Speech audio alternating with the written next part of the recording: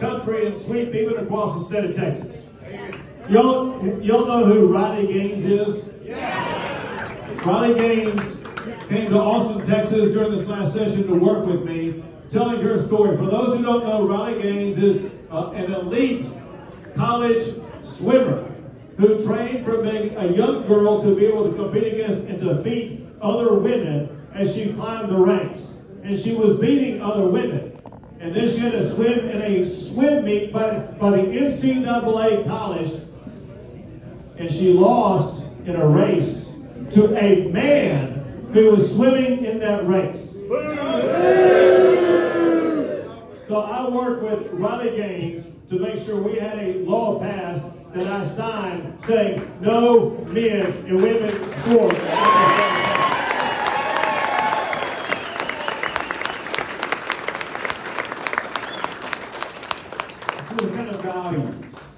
It's the kind of values that Olcott stands for. We're not going to let these radical leftists take over who we are. That's right. We're not going to let these DEI value sets try to indoctrinate our kids. Know that he stands for the same value I believe in. We're not going to use your tax dollars to indoctrinate our kids. Our schools are for education, not indoctrination. Right. And we will fight to ensure that value set.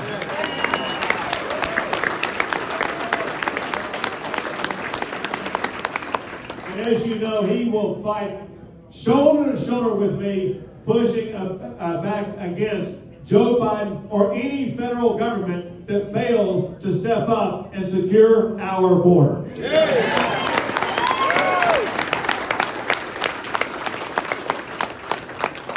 Now, I have endorsed Donald Trump to be the next president of the United States.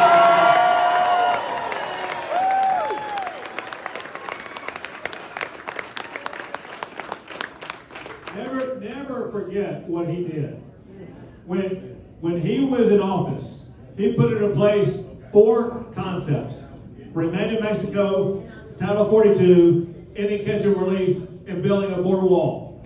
Those 4 things led to the lowest illegal border crossings in 40 years.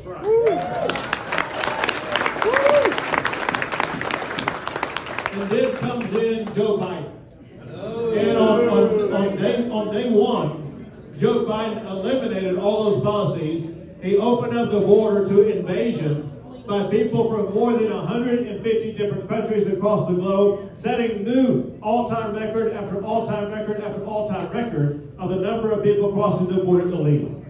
So understand the context of this. The largest city in Texas has 2.2 million people, and that's Houston, Texas. 2 years ago, there were 2.3 million people apprehended coming across the border illegally. Last year, there was more than 2.4 million people apprehended coming across the border illegally. In 2 years, we had 2 Houstons cross the border illegally under Joe Biden. That's impossible for us as a country or us as a state to be able to deal with it. And then the reason why that happened is because Joe Biden is failing to do his job.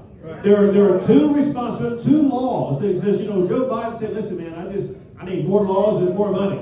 That's a lie. There are laws in place right now that do these 2 things. His first job is to deny illegal entry into the United States of America. There are laws that do this. The second thing is if people do get into the United States illegally, he has the legal authority and responsibility to detain those who come across the border illegally. Because Joe Biden has abandoned enforcing the laws, he's refused to deny illegal entry and detain people coming here.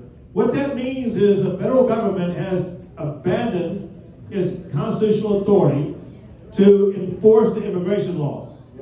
And in that situation, the people who wrote the Constitution, they knew then there would be times when the federal government would abandon the states. And they made sure that the states would have the right of self-defense guaranteed in the United States Constitution.